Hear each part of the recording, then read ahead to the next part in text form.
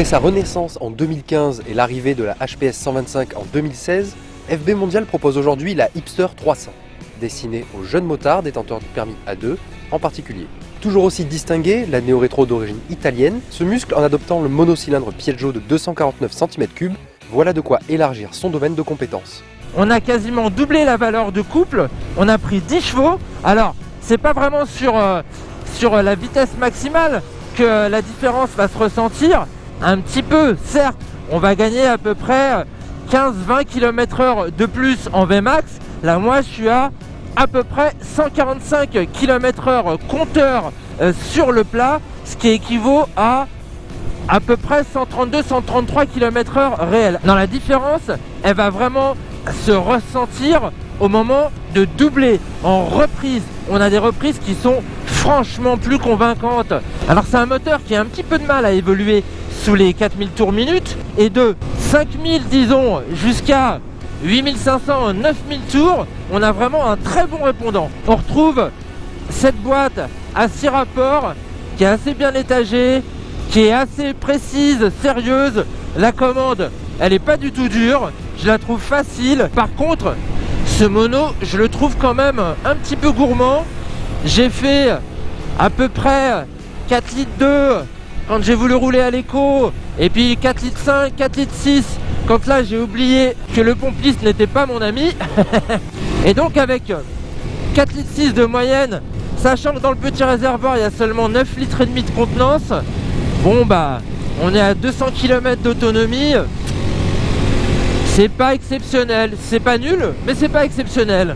Pour le reste, on est hyper content de retrouver cette bécane. Alors, pas tant au niveau de la position de conduite. Moi, j'avoue que je suis quand même grand, donc j'ai du mal à caser mes genoux là dans les renflements du réservoir. Et c'est un petit peu agaçant au final, d'autant plus que je peux pas vraiment me bouger, je peux pas vraiment me reculer.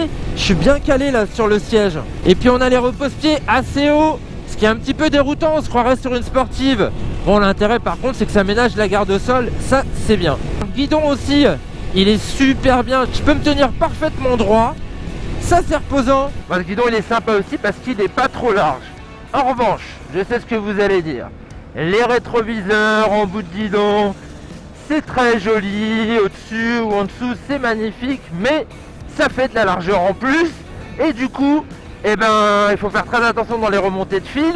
Au moins dans ce cadre urbain, le bon rayon de braquage aidera à l'heure de manœuvrer. Le poids contenu de la HPS 300, fixé à 135 kg à sec, tout autant. Mais hors des villes, sur des portions plus roulantes, ça donne quoi? En dynamique, elle est super sympa. Ah, elle est rigoureuse, elle est vraiment bien posée. Elle est assez longue, hein, faut dire, en termes d'empattement. Ah, j'adore ce train avant. J'adore parce que je le trouve vraiment précis, il est facile à placer et il n'est pas d'une vivacité extrême. Merci à la jante hein, de 18 pouces, ça tient vraiment bien le pavé, ça permet d'avoir des enchaînements propres, vraiment des déclenchements de virages qui sont pas foufou. C'est posé, c'est géré, ça c'est rassurant. Par contre, ces pneus CST, voilà, je dois bien avouer que quand c'est sec, bah, tout va bien, ça accroche drôlement. Franchement, je peux mettre de l'angle, hein. Je suis même arrivé à la limite des repose-pieds.